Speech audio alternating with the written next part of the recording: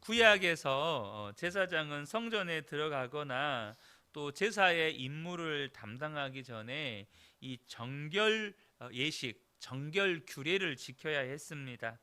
이는 예배자의 육체적인 정결과 함께 회개를 통한 영적 성결이 필수적인 것임을 교훈합니다.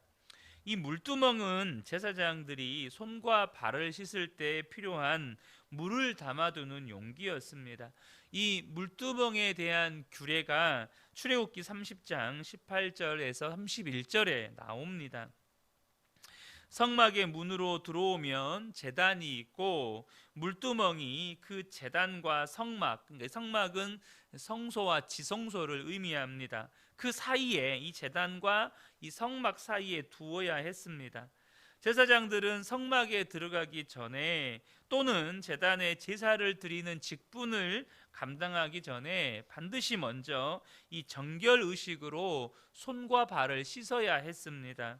하나님은 이 규례를 어길 시에 목숨을 잃게 될 것이라고 경고하셨고 이 규례를 영원히 지키라고 말씀하셨습니다.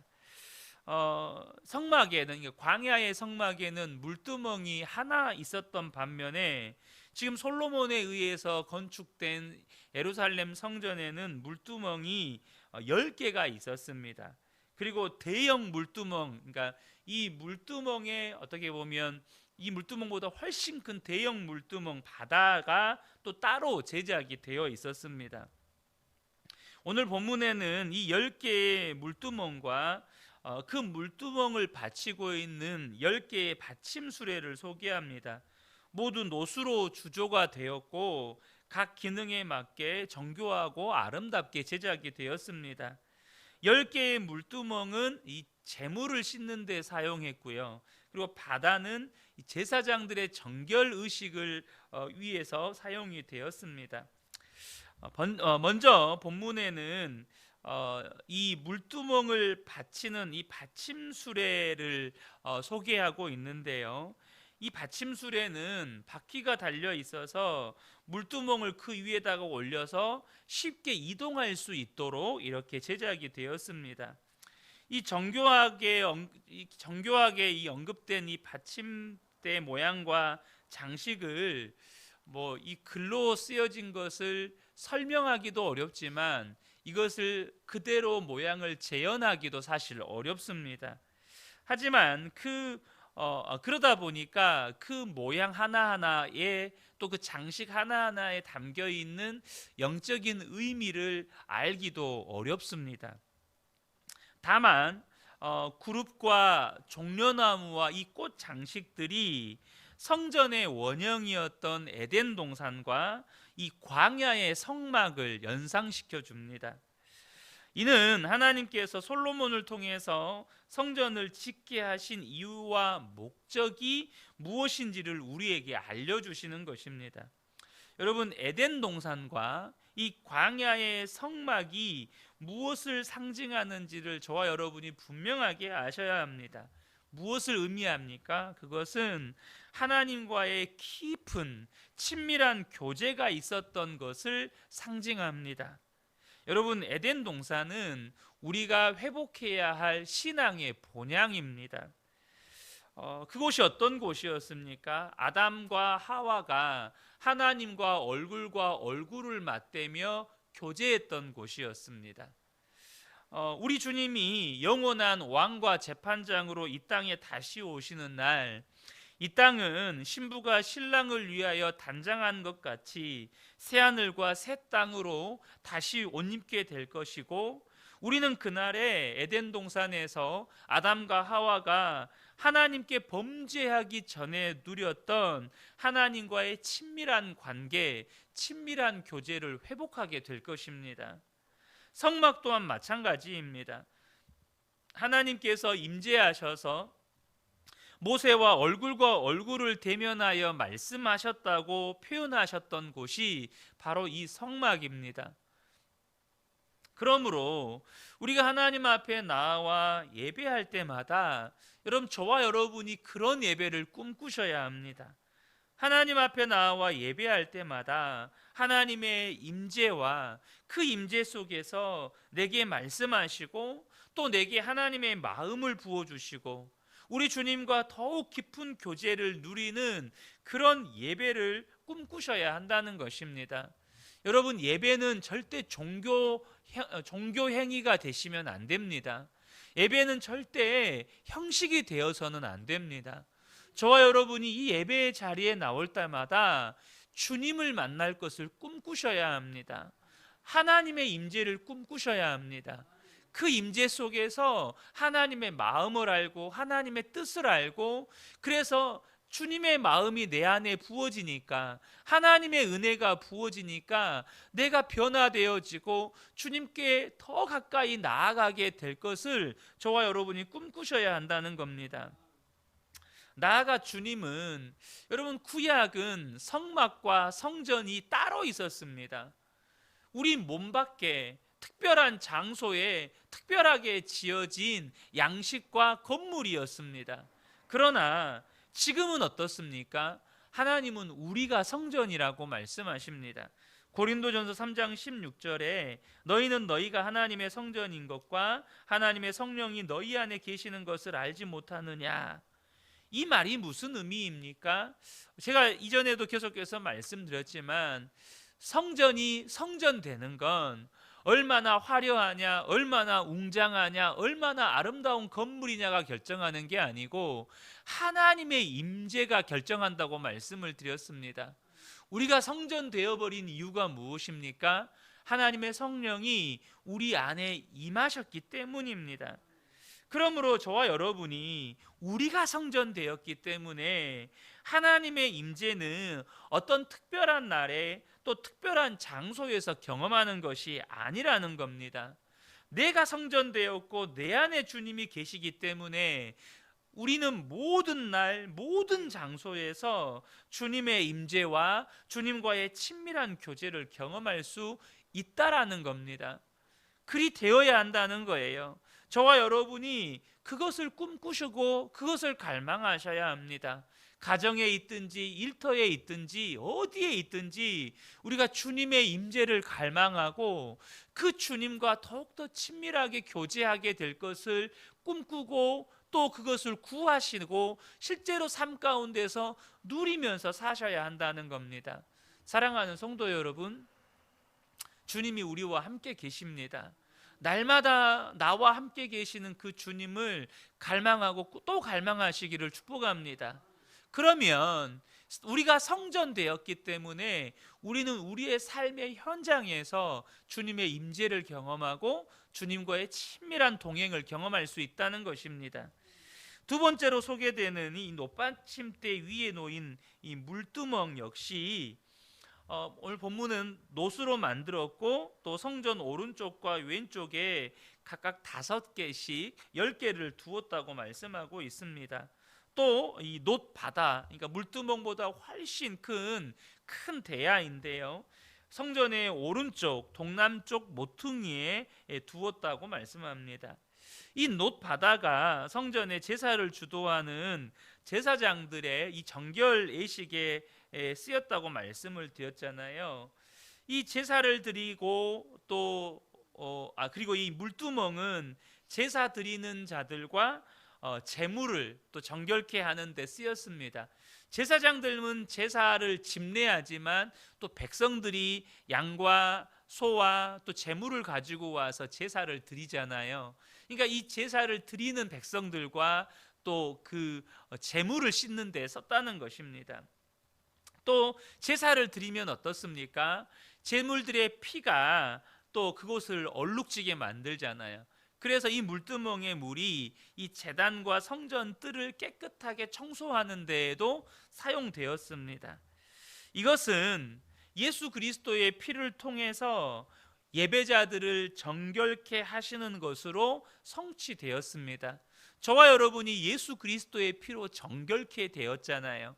구약에는 짐승의 피와 또 이 성전의 물두멍과 이 대야에 있던 그 물로 우리가 물과 피로 정결케 되었지만 우리는 예수 그리스도의 피로 우리는 정결케 되었다는 거예요. 저와 여러분이 이 시대에 너무도 많이 퇴색되어 버리는 이 예배자의 정결함에 대해서 절대 간과하시거나 가볍게 여기시면 안 됩니다. 여러분, 하나님은 구약의 제사장들이 이 정결 의식 없이 성막에 들어가거나 제사를 드리게 되면 죽게 만들었습니다. 그만큼 하나님 앞에 거룩함과 정결함이 얼마나 중요한지를 우리에게 말씀해 주시는 거예요. 여러분, 이 시대에도 동일합니다.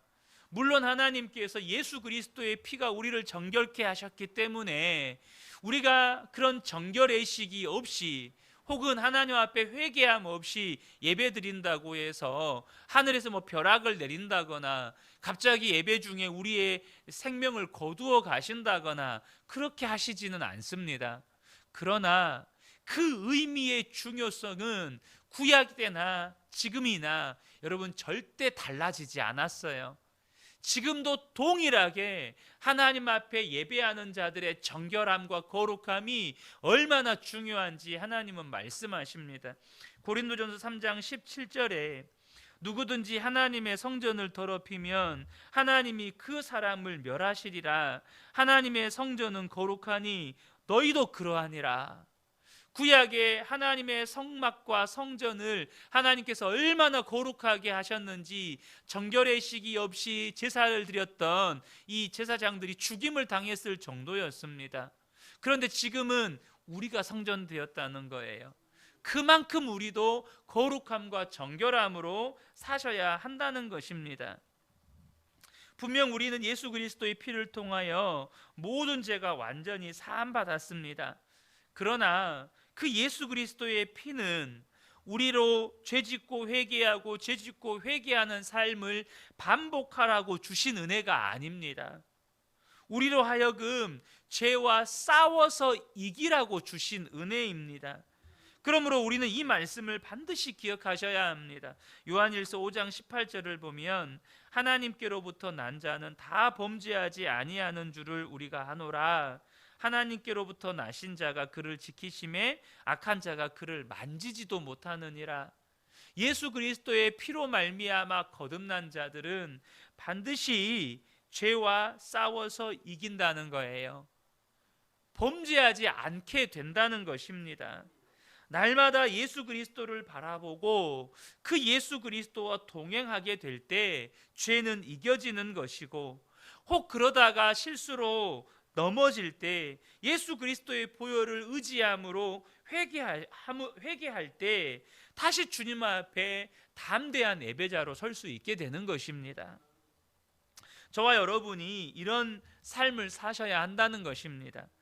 또 이 놋 바다에 담은 많은 물과 이 물두멍에 담은 물 역시 에덴 동산에서 근원을 이루어서 사방을 흘러가던 물과 또 에스겔의 환상과 같이 성전 문지방에서 흘러나와서 온 땅을 소성케 하는 이 생명수를 연상케 합니다. 이 물두멍의 물이 제사장들과 그 바다의 물이 제사장들을 정결케 하고, 또 물두멍에 담겨진 물이 제사드리던 백성들과 제물들을 정결케 하여서 정말 하나님 앞에 참된 예배자로 서게 만들어 준 것처럼 이 에덴 동산에서 흘러나온 물이 4개의 강으로 흩어져서 모든 이 산과 들을 소성케 만들고, 또 성전 문지방에서 흘러나온 물들이 또 이 땅과 강을 소성케 만드는 그 놀라운 역사가 예수 그리스도께서 죽으시고 부활하시고 승천하신 다음에 우리에게 부어주신 성령으로 말미암아 성취되었습니다. 그래서 오직 성령이 임하시면 무슨 역사가 일어나는 겁니까? 땅끝까지 이르러서 주의 증인되는 역사, 땅끝까지 이르러서 죽은 자들을 살리는 역사가 일어나게 되는 것입니다. 여러분, 이것은요, 우리가 예배를 통하여서 누려야 할 은혜가 무엇인지를 또한 말씀해 주시는 것입니다. 우리가 주님 앞에 거룩함과 정결함으로 예배하게 되었을 때 반드시 누려야 하는 은혜가 무엇입니까? 그것은 바로 예수 그리스도로부터 생수와 같은 은혜가 우리에게 부어지는 은혜입니다. 그런데 이것은요, 내가 은혜 받는 것으로 끝나는 은혜가 절대 아닙니다. 그러면 그것은 무엇을 말하는 겁니까? 사도 바울이 고린도전서 15장 10절에 이런 고백을 합니다. 그러나 내가 나 된 것은 하나님의 은혜로 된 것이니 내게 주신 그의 은혜가 헛되지 아니하여 내가 모든 사도보다 더 많이 수고하였으나 내가 한 것이 아니요 오직 나와 함께 하신 하나님의 은혜로라. 무슨 말입니까? 내게 주신 하나님의 은혜가 헛되지 않았다. 그래서 나는 모든 사도보다 많은 수고를 했다.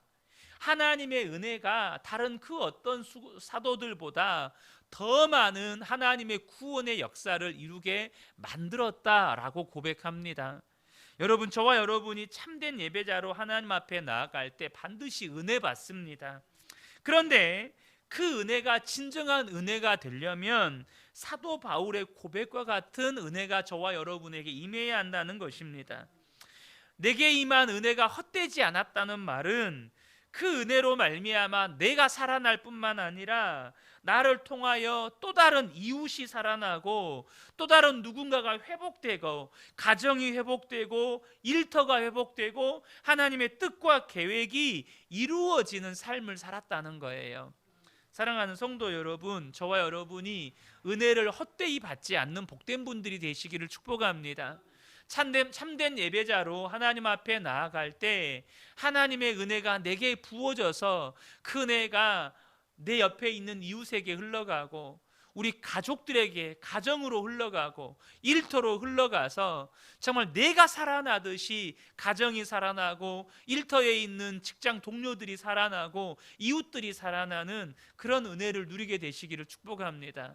오늘도 함께 예배드리는 우리 모든 성도님들이 정말로 이 노받침과 이 물두번과 대야를 통해서 우리에게 주신 그 교훈의 말씀대로 은혜를 충만하게 누리게 되시기를 예수님의 이름으로 축복합니다.